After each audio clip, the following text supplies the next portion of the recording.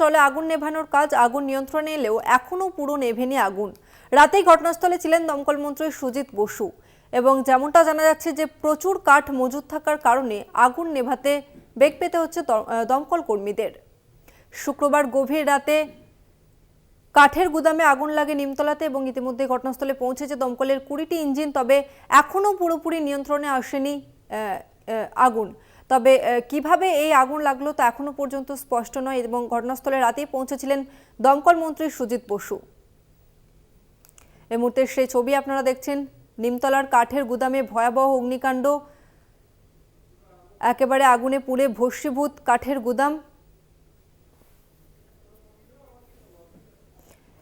এবং দমকলের 20টি ইঞ্জিন ইতিমধ্যে ঘটনাস্থলে পৌঁছেছে, তার আগুন নেভানোর কাজে হাত লাগিয়েছে। তবে এখনো পর্যন্ত আগুন পুরোপুরি নিয়ন্ত্রণে আসেনি।